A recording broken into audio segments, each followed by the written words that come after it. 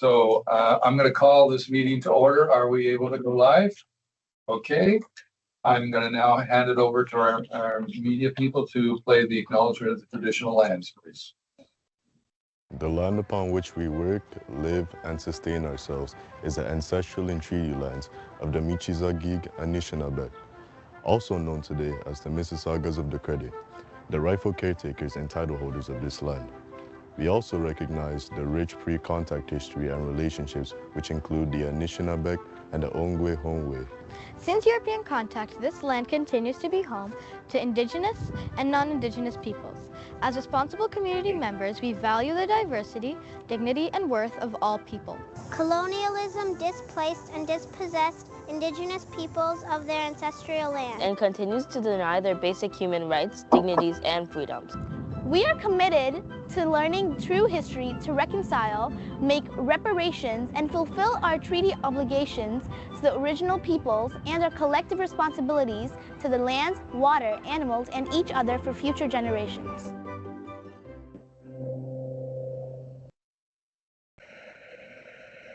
Thank you. So now we have the agenda before us. There's no changes to it. So I'd like someone to put it on the floor to first on the floor. First will be Trustee Elves and seconded by Trustee Benjamin. All those in favor of the agenda? So passed. So we'll move on to the declaration of conflict of interest.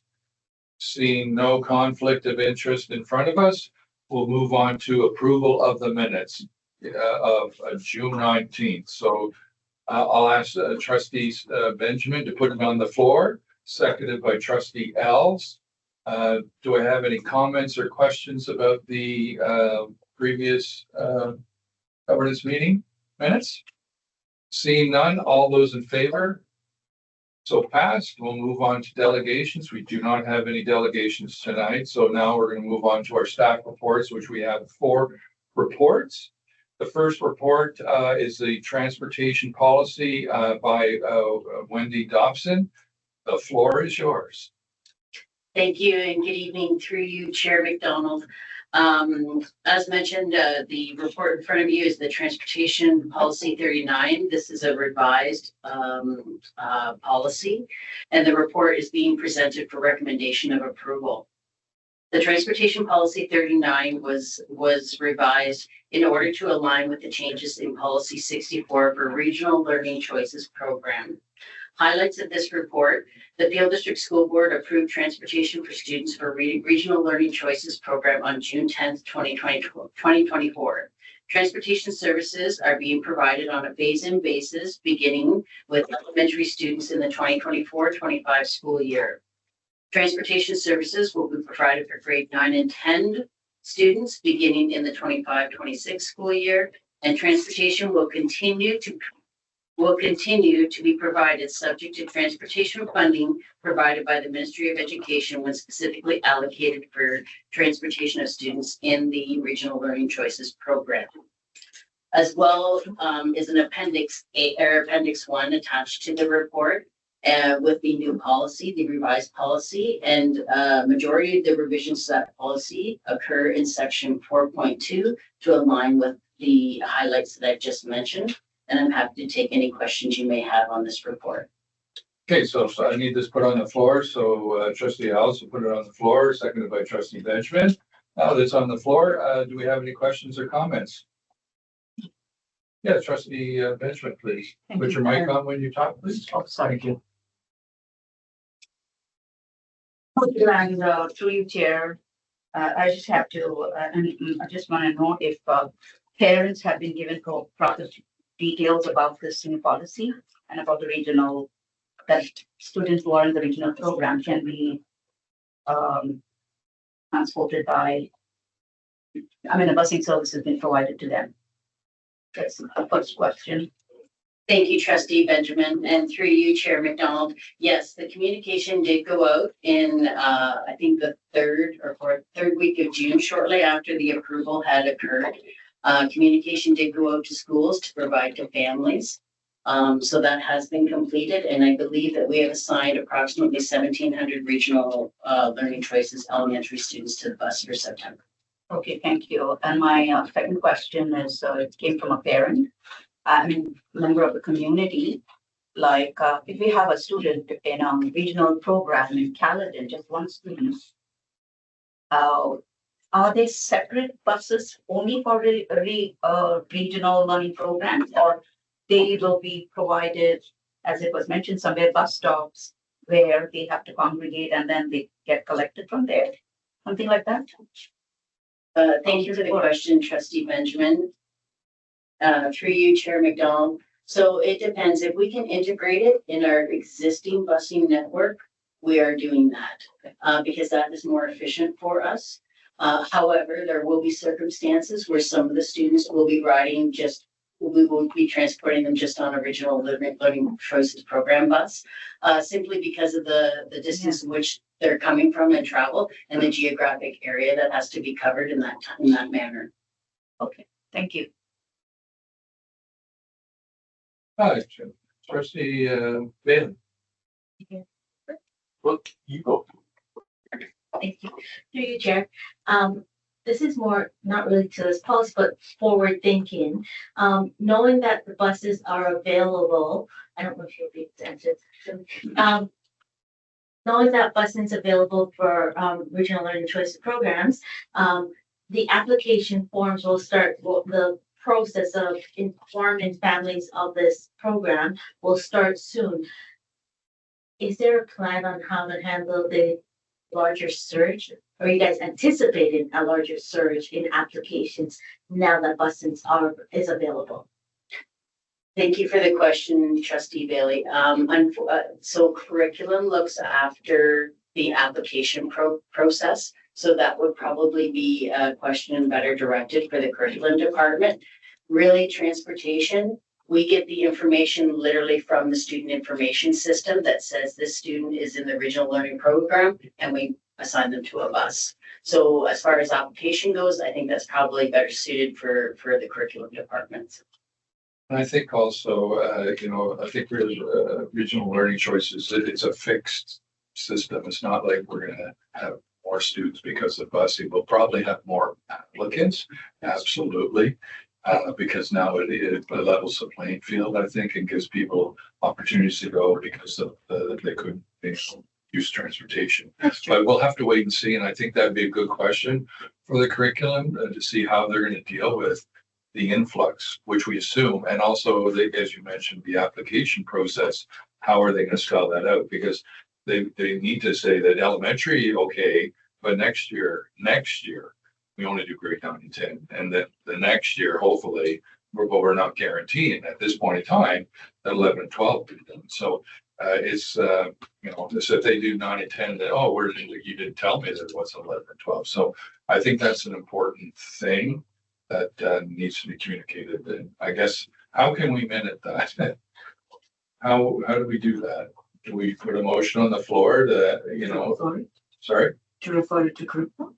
To just put a motion on the floor to say that they need to address the communication issue, or does that wait till we bring it to the board table tomorrow?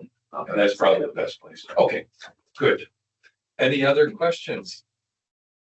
Yes, we have, starting with Trustee Davies. Yes, more of a request than anything else, because I know it can't be answered at this moment, but I've noticed at my time here that the ministry says they're funding transportation, yet somehow, we ask for change for $1 and we get 75 cents.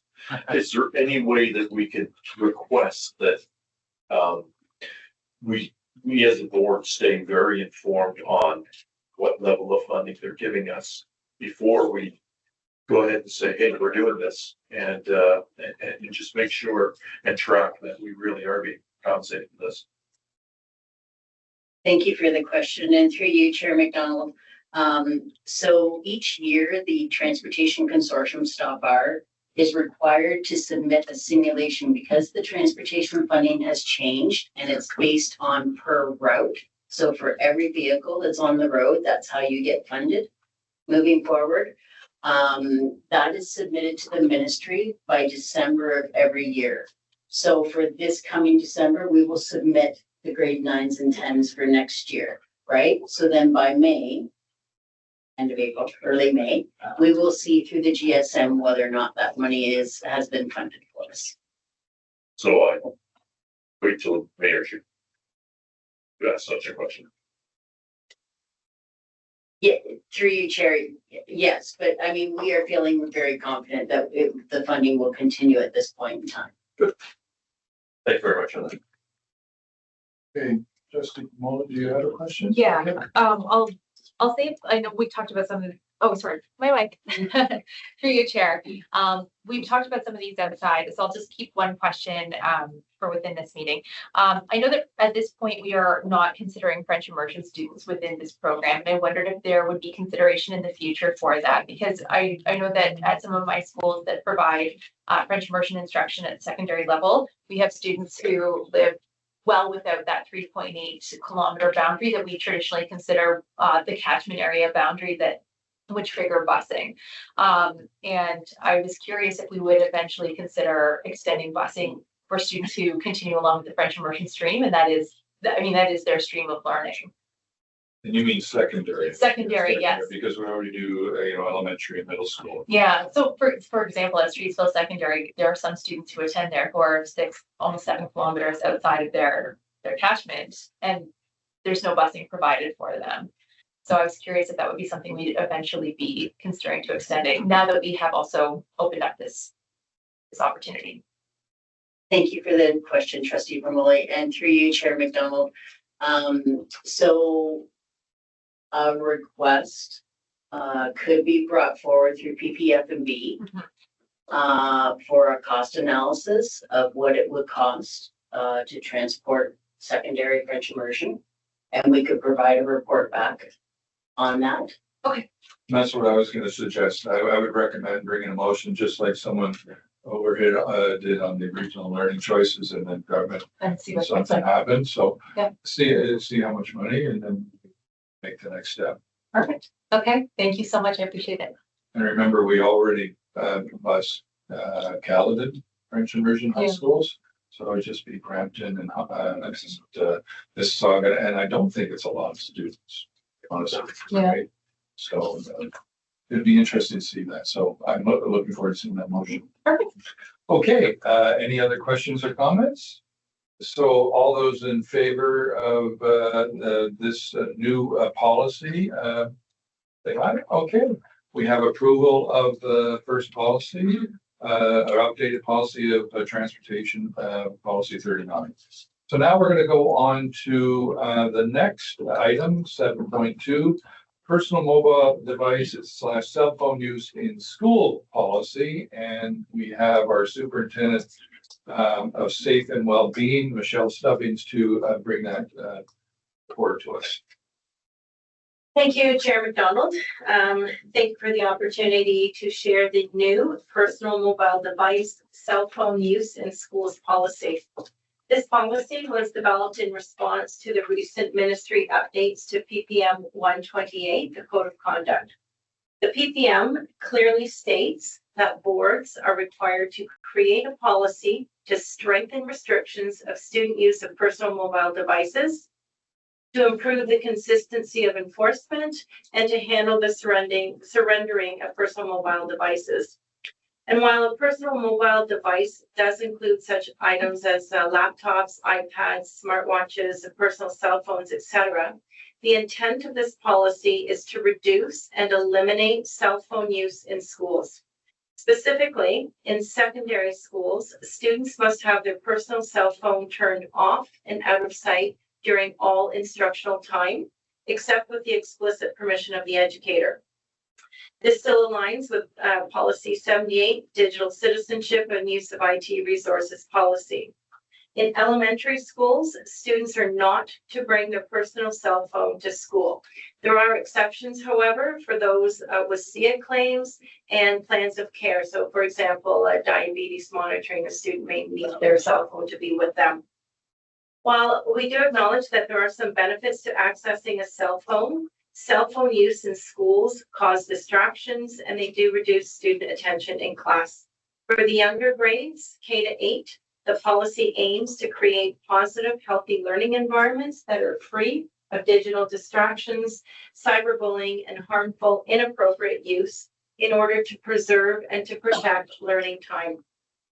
The Safe Schools Toolkit that will be released to all schools this week contains a significant number of resources that administrators and teachers can share with students. The resources contain information and lessons for all students, grades K to 12. They begin with the code of conduct and expectations for behavior. The toolkit also contains many lessons on internet safety, the harmful impacts of cell phone use, including cyberbullying, non-consensual sharing of intimate images, arranging and recording fights, etc. By eliminating cell phone use, K to 8, and limiting cell phone use in secondary schools, we aim to increase students' attention and focus in class, provide longer periods of focus, increase social connections, and reduce negative behavior associated with cell phones. There is an accompanying OP in draft, and it outlines the requirements for compliance and for cell phone storage during the instructional day. Thank you. I'm happy to answer any questions you may have. Great. So let's put this on the floor. Trustee Bailey, I'd like to put it on the floor, and Trustee Alves seconded. Open to questions. Trustee Alves, you have questions. Thank you, Mr. Chairman. Through you, I'll start by saying definitely a very welcome policy. I know we have been speaking about this for some time. It was great to see the ministry kind of catch up to our thought and lead the conversation and having us follow. There's just one section in this policy that I'm a little confused by. I just have some questions for. So we're doing complete ban for cell phones for kids K to 8. And then there's the partial ban, I'll call it for lack of a better term, for kids in high school, kids past grade 8 from 9 to 12.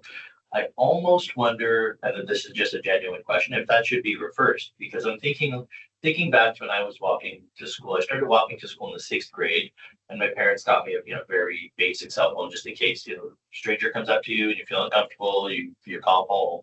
So that's my only concern, is I'm wondering if our more vulnerable population of students won't have access to a phone anymore when they're walking to school. But I'm just wondering if maybe there's room for a bit of either, do we explore the reverse and go no cell phones for secondary and some cell phones for our most vulnerable population, or do we want to start this off by doing, our kids K to 8 can put it in a lockbox when they go to school? I'm just wondering about the kids who walk to school. That's my only real worry here. Thank you for the question, Trustee Allison. Through you, Chair McDonald. We have given consideration. There are, of course, many parents that will want their child, maybe they're crossing a major street or picking up a sibling, and they will want their child to have that cell phone. That's their right. A child can have their cell phone on the way to school, on the way home from school. When they arrive on school property in the morning, that cell phone would need to be turned off and out of sight for the duration of the day. If a student decides to take the cell phone out of their backpack or their locker, then it will be surrendered to the office for storage during the instructional day, and the child or the parent can pick up the cell phone at the end of the day. So acknowledging parent fears was an important consideration when we put the K to 8 no cell phones in schools. Thank you. And I think that makes perfect sense. That is the answer I was hoping for. So my only wording would be when we're communicating this to parents, like in the policy as it's written now, or sorry, in the proposal, there's a section that just reads, are not permitted to have a personal device at school. I know, when my dad, English wasn't his first language, when he immigrated to Canada, he would have had, if he was reading this, he would interpret this as, oh my gosh, like Lucas, you can't even bring this with you. So maybe some clarification there would be my suggestion, but I really appreciate that staff took that into consideration. And I think this will do wonders to keep our kids safe and concentrated. Thank you. Any other questions? Chamber online. Yeah, we'll get there. We'll get Jill Promoli, Trustee Promoli, please. Great, thank you, through you, Chair. Thank you so much for all your great work on this. I know that this has been an ongoing and challenging conversation, and I think a tough one for everybody to try and figure out the right way forward with it.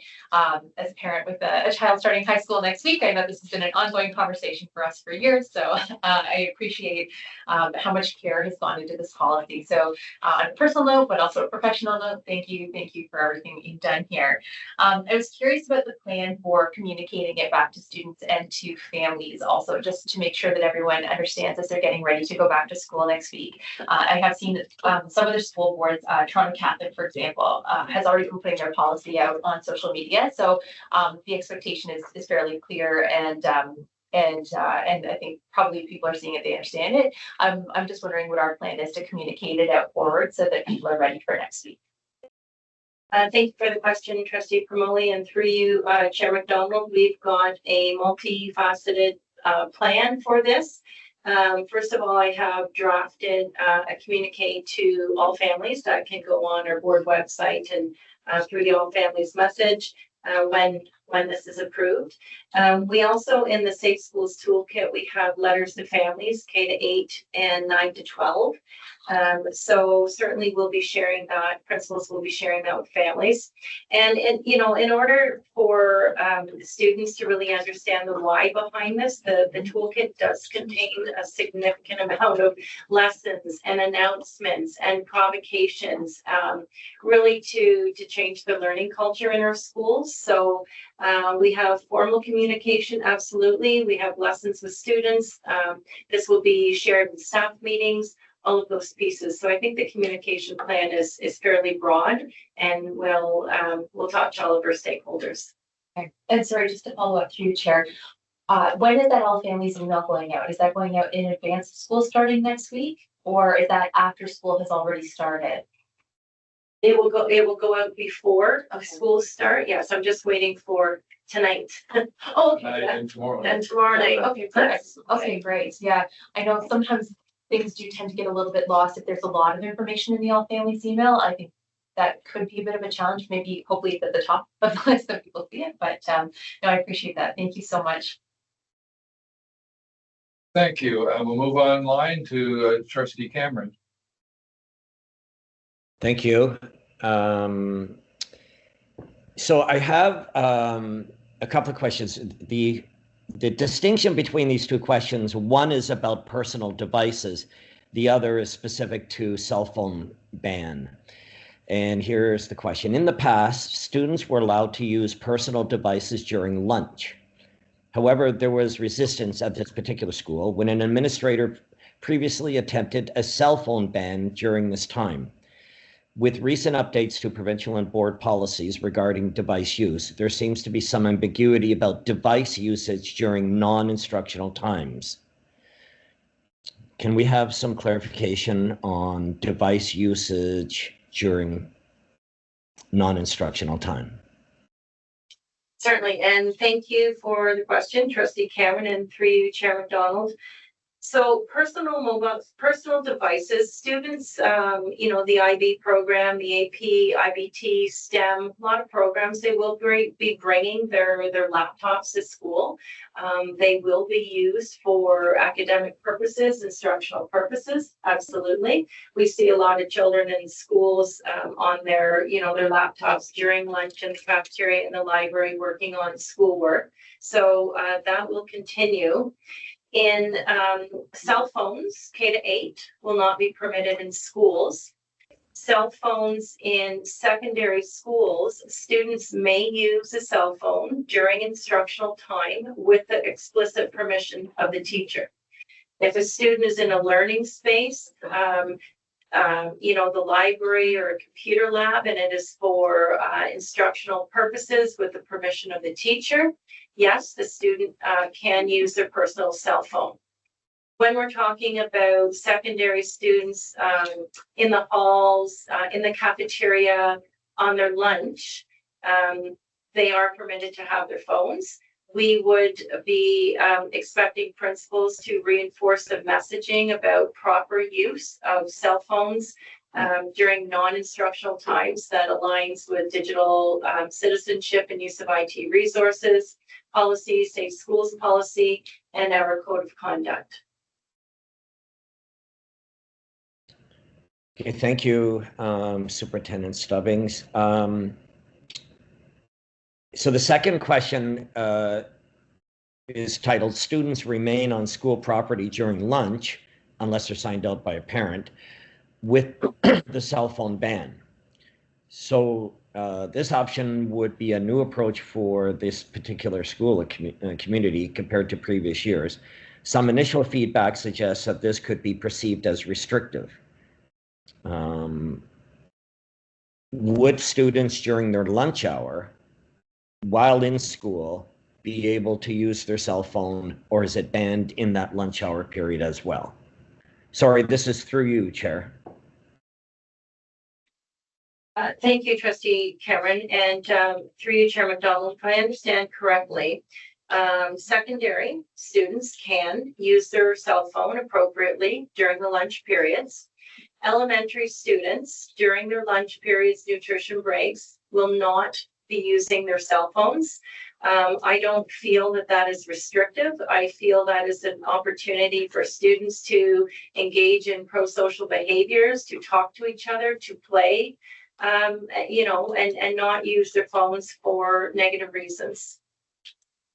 Yes, and just to be clear, that's not an accusation of a current administrator. It is, it looks like a historical view or a bit of history at a particular school that got a bit cranky. So to follow up just with Trustee Promoli's question about communication, if I heard it right, maybe Thursday or Friday at the latest, the system, not just families, but our school leaders would all be getting the communication about all of what has been approved tonight and then again tomorrow night. Would that be right? Thank you, Trustee Cameron. We've already shared this information with the senior team, so they do have a little bit of a heads up in order to support principals. But yes, once tonight is finished and once hopefully these are passed at the board meeting tomorrow night, I'm ready to press send to the system. Thank you. And through you, Chair, one final comment for all of us who've been here a little while. We would remember when this board approved a BYOD,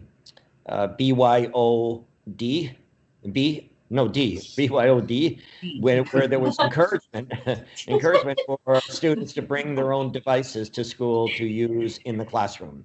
And so this is the flip side to that with a ban. And so we probably should expect to hear from some of our constituents about how, you know, you did this a while ago where you permitted it and now you're taking it away, and we'll just have to weave our way through that with some of this logic that I'm certainly in support of.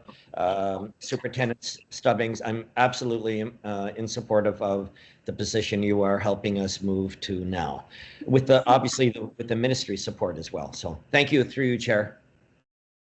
Thank you, Trustee Cameron. Now, Trustee Benjamin. Thank you, and through the chair. Yeah, I'm just going to touch upon what Trustee Promoli said and Trustee Cameron said. The same thing, that parents are a bit concerned about this, but they're very, very happy. During the graduations, I just mentioned this at my graduation speech, and they were all very, very happy that we are going to have a policy. But the as we say, the flip side to it is our not only kids, but the entire generation from babies to seniors are so used to and so addicted to this that it's going to be a huge issue, creating socio-emotional, issues in the classroom, in the homes, when parents will insist that, they try to teach, and also how are we going to deal with these kind of things? So I hope you're thinking about it, because I understand even seniors, find it difficult to keep that thing away from them. So this is one thing. That's going to be a huge challenge for our students. So I hope we are all prepared for this. And the second thing is, as Trustee Cameron mentioned, maybe some principals may be very strict, or some principals may not be that strict. So we need to have all our administrators on the same page, because parents may have kids in two different schools. Oh, this principal, this principal. So I hope that the training or the PD sessions that are going to be connected to this particular issue are going to be very, very clear on, all the problems they may have to face and so on and so forth. And I'm totally for it. And like I say, everybody is in favor of this. And we hope that it will work. The other thing is at the end of the school year, because as you say, we are now doing the other side of BYOD. How are we going to have some kind of a study or a survey of our students or the impact of this, whether it's working, whether it's not working? So just a suggestion that maybe we need to be prepared for this too, so we can make improvements going forward. Thank you, Trustee Benjamin. And through you, Chair, I just want to touch on a few pieces. I think it's important to realize that we are very tightly bound to our cell phones, myself included, perhaps some people in this room. And so we have a Jill, Trustee Promoli has two. Two right here. I'm modeling. I did not bring mine to this meeting. But in all honesty, we are bound tightly to our cell phones. And so the message to principals is really to have a bit of a rollout. We need time to talk to our students and to talk to our staff and get used to not looking at our phone every 30 seconds. So, I think we need to take a gentle approach at the beginning to ensure buy-in and that students and parents really understand why. And are we prepared? Yes. We have a lot of resources in the school, in the Safe Schools Toolkit that was developed by the mental health team, the social workers, around anxiety and addiction and how we address all of those pieces. So it's quite comprehensive. There are a lot of resources, but it's available, to share at school councils, to share with parents who may be concerned about their child. We really do need to take a humane approach to this. In terms of an inconsistent rollout, one of the pieces that I have stressed is that K to 8, there are no phones aside from the exceptions, and that's it. And so the operating procedure will also outline some, enforcement pieces in line with progressive discipline for sure. And we have been talking about, some kind of a survey. How do students feel about not having their cell phones in classes? And of course, teachers need to report in the report cards on distractibility. So that will be interesting to see as well. So I think we've got a fairly comprehensive plan that can address a lot of concerns that will come forward initially. And I believe as we get used to this, the concerns will dissipate.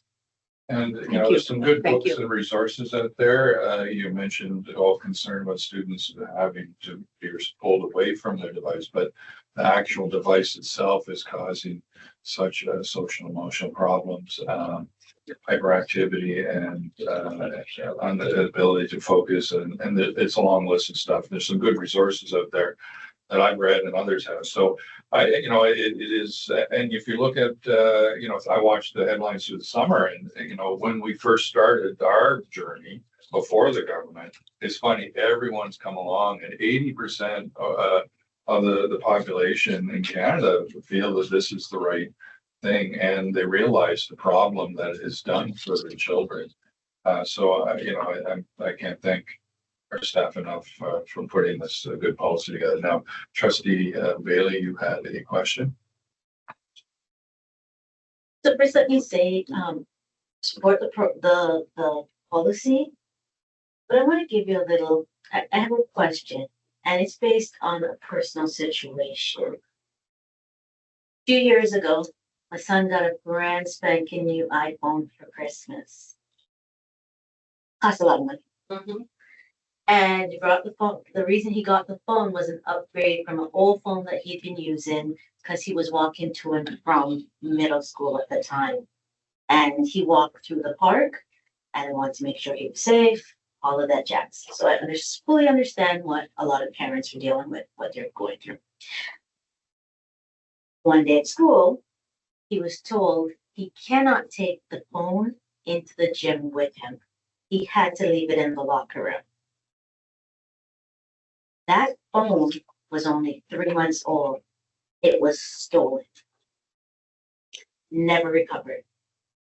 how are we going to ensure that these devices that parents are sending their children to school with, and they have to have them for safety's sake, right? Because they can't bring them to school, whatever the reason is. How are we ensuring that they're able to not go walking?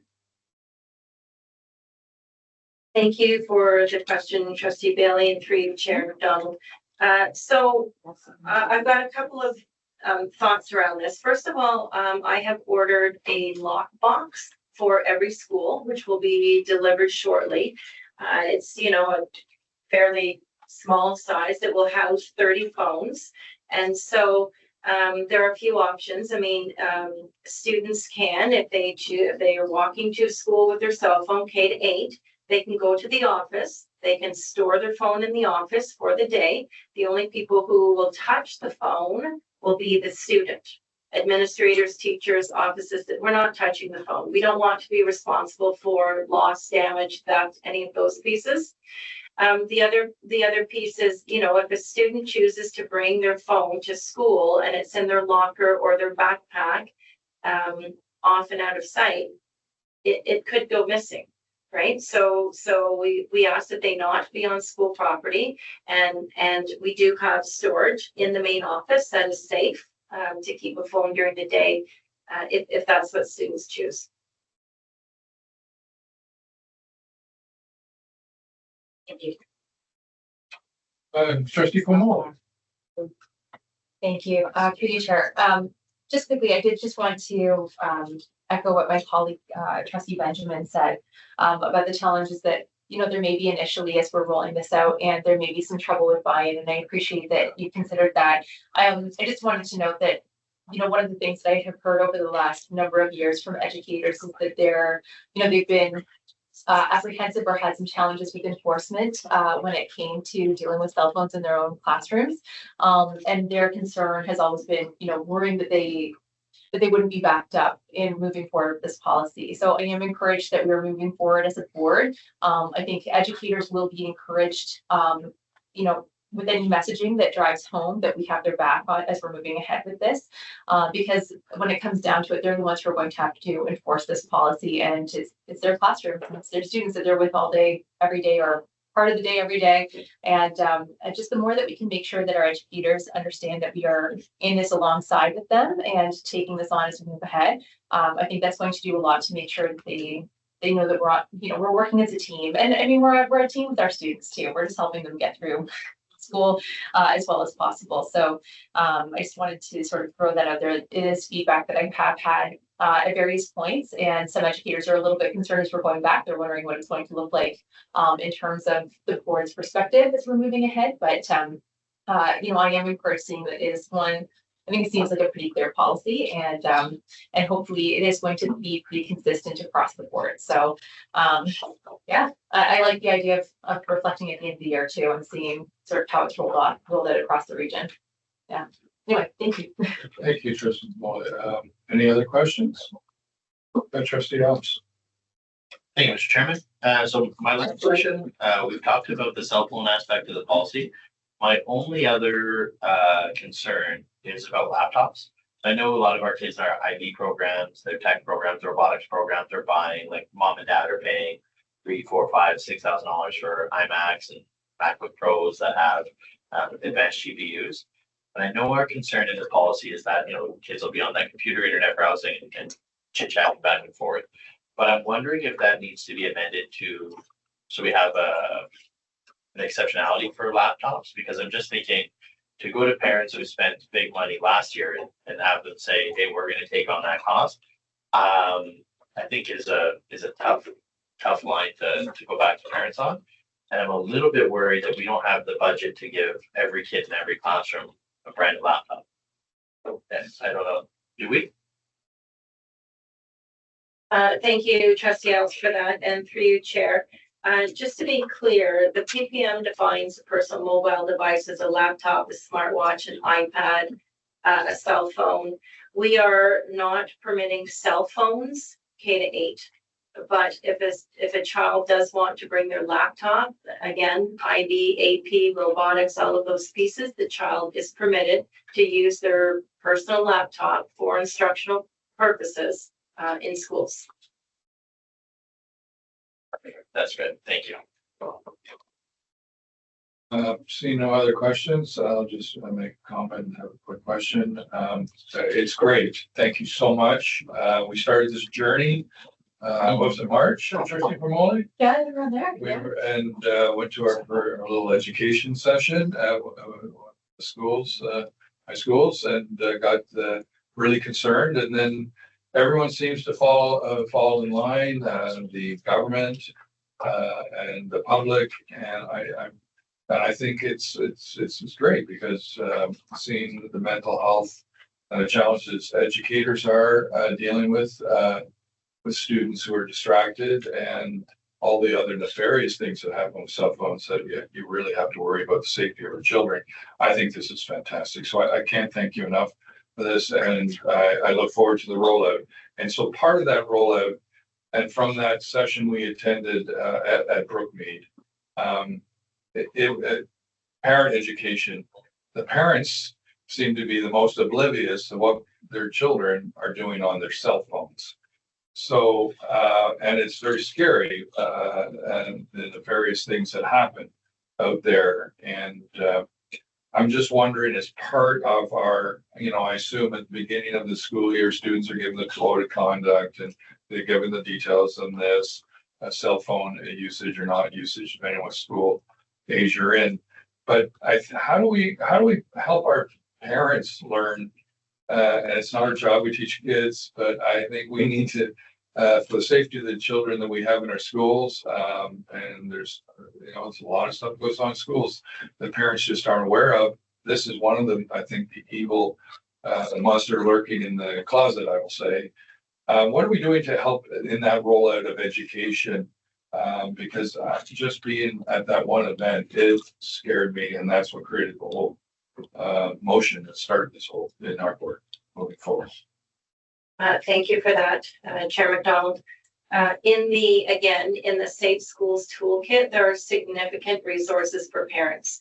So if a parent wants to speak to the principal one-on-one about concerns, if the principal would like to host an information session, there are resources around internet safety, mental health addictions, but there are also resources like tips for parents. How long should your child be on the phone? Should the child have the phone in the bedroom at night? How do you monitor your child's cell phone use?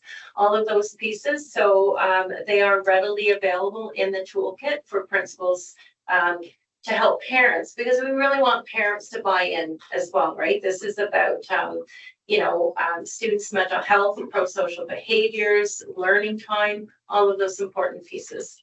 Thank you so much. And that's the words music to me here. So, you have one more question, Trustee? Just to follow up to what your Chair McDonald said. So when you talk about the toolkit, is it going to be available on the school website, or are you going to send a copy to every parent? Because I think you should be doing it. Some of our parents may be very reluctant, or as Chair pointed out, they're not, maybe they don't give too much of importance to the negative impact.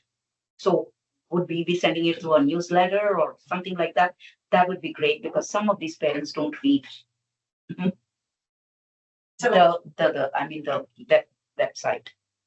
Thank you, Trustee Benjamin, and through you, Chair. Again, I think there are so many resources in the toolkit that the principals will need to go through. They can put links in their newsletters. They can, all kinds of ways that they can communicate with parents around the resources that are age appropriate. So I'll be sending to the system this toolkit. It's a PowerPoint with all the resources and the toolkit. The toolkit also contains things around how to build community in classrooms and how to explicitly teach social skills, as well as the code of conduct and cell phone use. So it's a large resource that will go out to them directly. Thank you. Thank you. Let's put this to the vote. We have it already on the floor. So all those in favor of this new policy, So pass. So now we'll go on to 7.3. We'll continue with our Superintendent Safe and Wellbeing, Michelle Stubbings. We'll be talking about the policy for smoking and vape. Thank you. And through you, Chair McDonald, again, I appreciate the opportunity to share the updated smoking and vaping policy with you. It replaces the existing smoking policy that was last updated in 2018. The revised policy was written in response to ministry updates to PPM 128, the Code of Conduct. And the PPM clearly states that boards are required to, 1, establish clear enforcement procedures that address the use, possession, and or provision of tobacco and or vapor products, recreational cannabis, alcohol, and illegal drugs, and secondly, to ensure compliance with the Smoke-Free Ontario Act. As an employer, the Peel District School Board is required to be in compliance with the Ontario Smoke-Free Act, which means posting signage and enforcement of the policy. This policy applies to all PDSB property and workspaces within 20 meters of board property, including enclosed spaces, which could be a personal or a work vehicle, and while on school-related activities.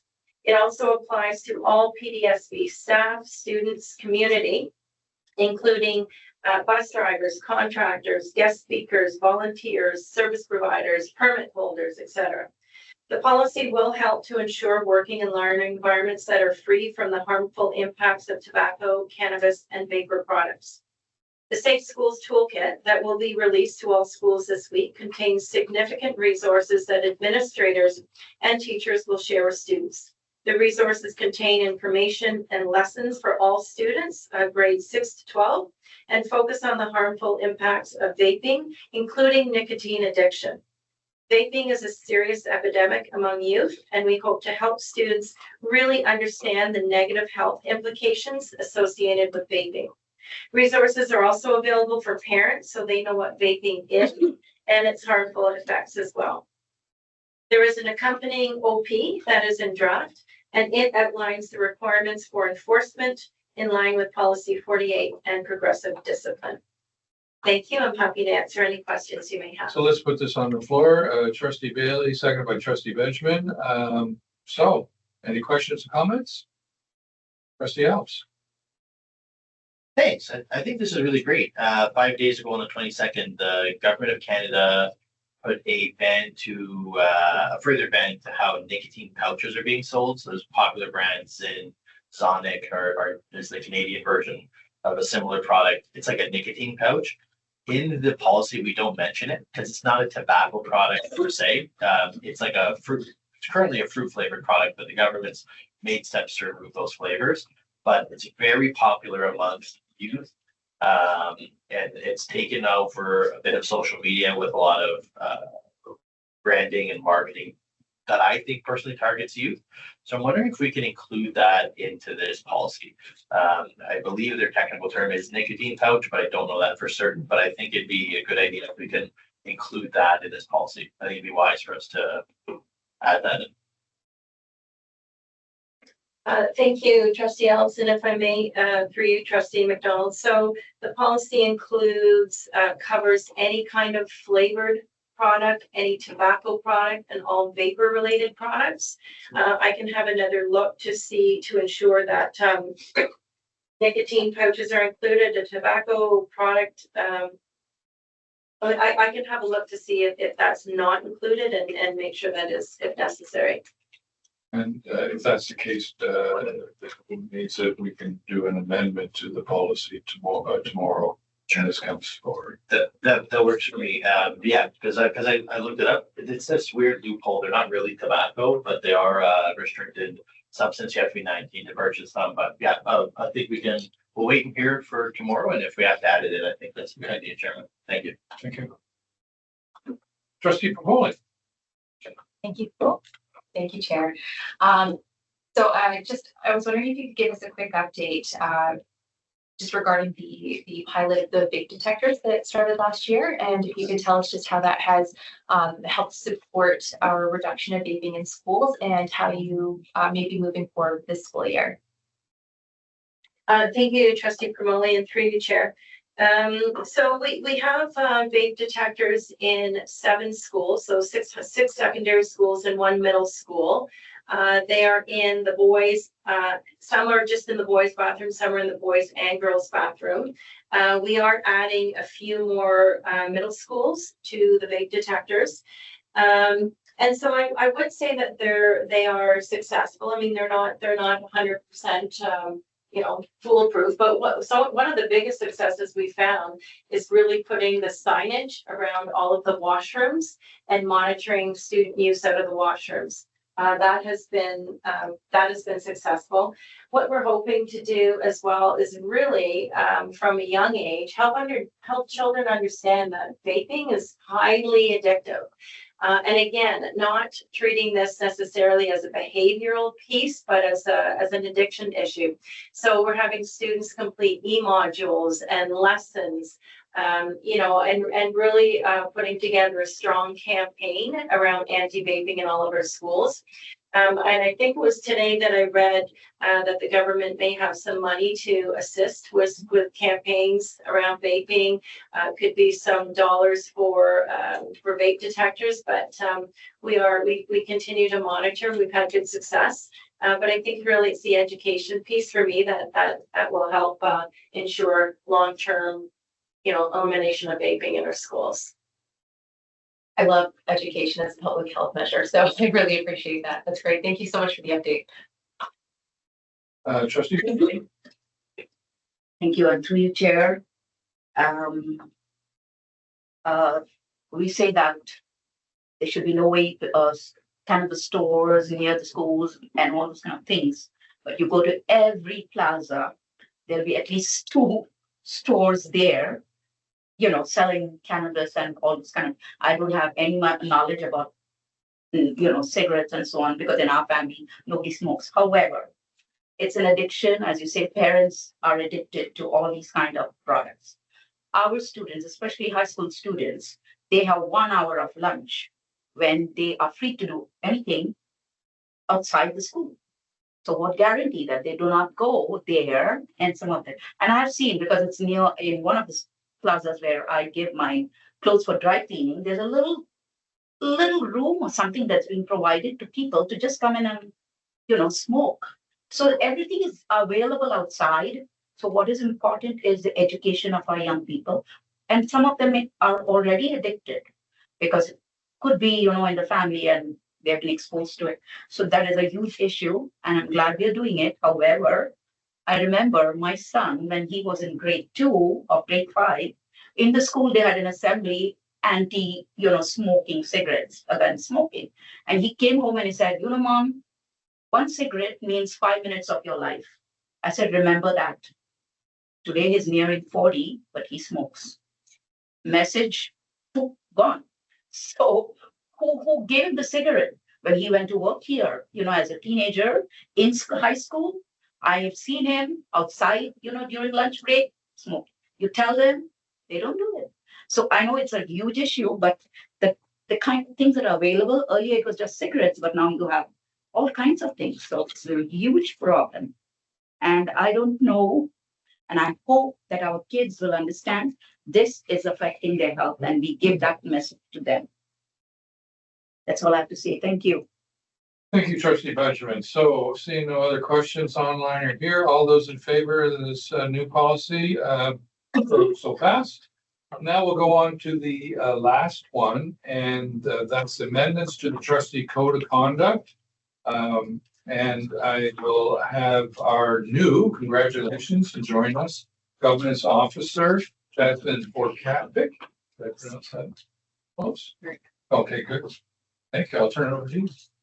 Thank you, Mr. Chair. I present to you this evening the proposed amendments to the trustee code of conduct in light of regulatory changes from the Ministry of Education. To begin, in spring 2024, trustees provided feedback that informed a review of the trustee code of conduct. In July 2024, the Ministry of Education officially revoked Ontario Regulation 246/18 and introduced Ontario Regulation 312/24. This new regulation outlines mandatory requirements that must be incorporated into every school board's trustee code of conduct.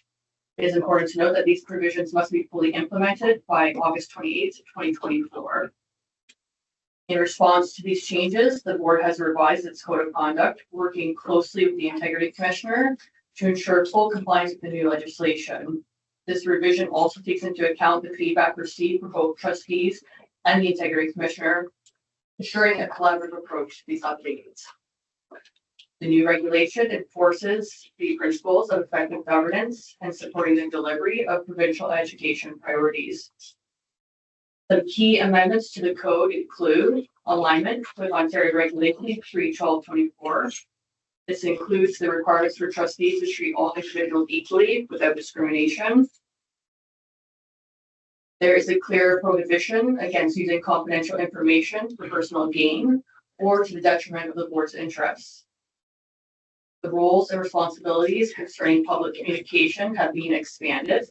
Only the chair or those authorized by the chair or the entire board may act as spokespersons.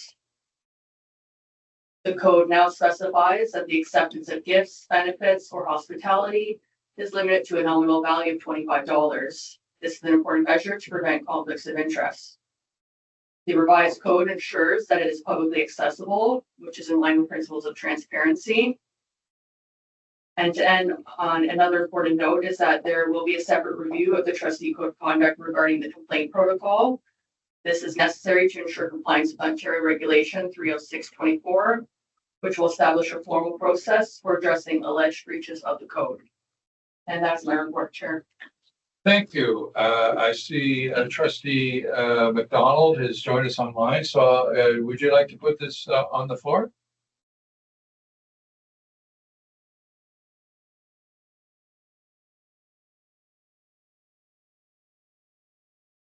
Her mic's not working. Your mic is off, but I see two thumbs up. But, Yeah, she's putting up. two thumbs up, so that's good.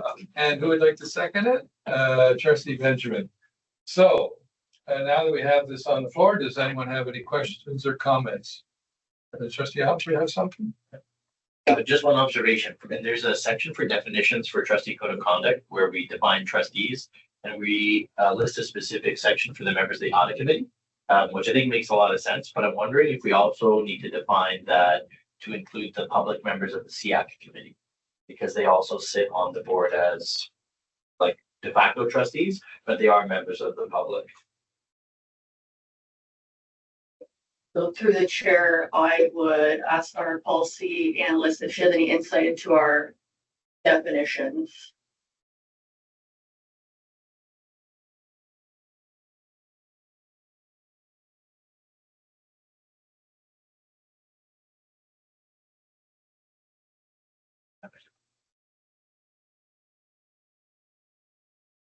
I'll have to follow up on the inclusion of SEAC. As it relates to the audit committee, there is an Ontario Regulation 36110 that I think this applies to, but we can report back on that expanded definition if possible. We can do that for tomorrow or? Of course. Sorry? It's not, not that urgent. Okay. Yeah, okay. Chair, it's not in my, sorry, interruption, Chairman. I don't think it's urgent. It's just as a. Oh, no, but I don't know. Back to make a revision. Sorry. I would just stick with for definitions. I noticed we went through the trouble of adding audit committee for the specific inclusion of the members of the public. So it was just like an observation. I don't think it's urgent to the functioning of our day-to-day. I think if we don't have it for tomorrow, we could come back at a later date, but I'll defer to the expertise of chair. Well, and I think, Shauna is saying that was part of the regulation requirement to add audit. So I caution wanting to throw SEAC unless. Yeah, we can do our research and report back. As Jasmine mentioned, like the code of conduct will be brought back again based off the complaint protocol. So if possible, we can sort of add that consideration in that second review. Right. Vic also applies. Put your mic on it. Sorry. Trustee Davies. Vic might fall under the same sort of. That's right. Thing. That's good as well. So just sound observation. Keep that one. Thank you. Any other? Sorry, Trustee. Chair Green, you'd like to speak? Yeah. Yes. So just to clarify, in speaking with ministry, this is a ministry mandate PPM and therefore we can't juggle with it and we can't change it. However, a person said that there is other amendment coming to the code of conduct. And at that time, I believe that we can have a wholesome discussion. We will have time to go back and forth with ministry for clarification. But in speaking with ministry, this is mandated. They're not going to make any changes. Has to follow what was sent to us, and that's why this is here this evening. So just wanted to put it out there to trustees that this is something that, and we have to ensure that we get this in place by tomorrow. Thank you. Great. So any other questions? Trustee Bailey, and then we'll go with Trustee Bailey. Just going, and a question. I noticed in 6.0, no, 6.20, the last line, under no circumstances should the substance of deliberation of a meeting closed to the public be recorded without advance permission. Yeah, so Can you explain you that? know, we weren't recording in committees. I assume other boards were, so now they're not going to be recorded. Committees won't be. In committee, close. Closed camera, so they won't be No, recorded. you'll have a board reporter taking the notes and that's it. That's how we were, no? No, We were, but Other boards were recording. other boards were recording. Usually, so this is a, This is just, yeah, but realize it was not us making these changes. A lot of it came from the PPM. Sorry to interject. Okay. Trustee Benjamin? Yeah. Thank you, and through your chair. I know there's a lot of information, so much of things so much of information to digest. My only question is, when a trustee say violates the code of conduct, supposed to, or gets a letter saying, okay, you have done this, you need to do this. But we do not get any information as to who do we approach if we have any questions. Like, do you go to the integrity commissioner directly, or do you go to the chair, or do you go to the, as you said, the legal governance officer or the legal counsel? Trustee Benjamin. So I'm just asking, how do you help the trustee? We've had training on this. So, and which you're supposed to talk to the integrity commissioner if you have any questions about the code of conduct, not the governance officer. You can talk to the chair or a colleague if you want to stuff, but the integrity commissioner was instructed by us or to us that to be the person to talk to on this. And if you have a concern that you think's a violation, you talk to them and they will talk you through it or not. And then if you get a complaint against you, that's who you talk to. Now, if you look in there, if there's a complaint against you, you are able to then have third-party lawyer fees as part of the reimbursement. Okay, I'm not going further. Okay. I'm not discussing this. Okay, thank you. Thank you. Any other questions or comments? I have a question. So when we become a trustee, we have to actually sign that we will follow the oath of the code of conduct. So do we have to do that for the new code of conduct?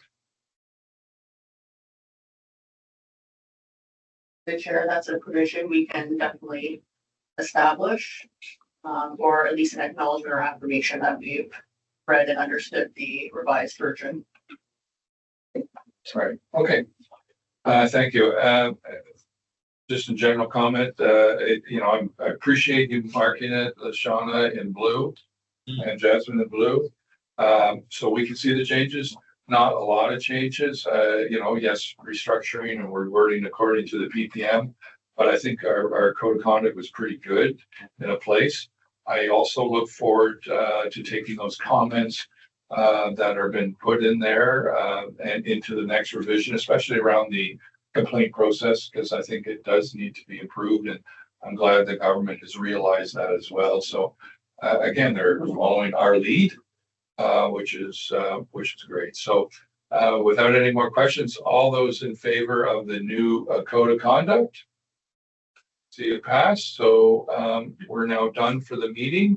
So we're gonna now go to, there's no trustee motions for consideration that hasn't been brought to us. I think you have to bring them 72 hours before, if I'm correct, or something of that nature, just so everyone knows. Trustee, there's no communications, no trustee notice of motions, as said. And so I'd like someone to put on the floor adjournment. So I see trustee Bailey and trustee Alves. Seconds that. All those in favor of adjournment? Here. Thank you. We now complete our meeting. Thank you, everyone.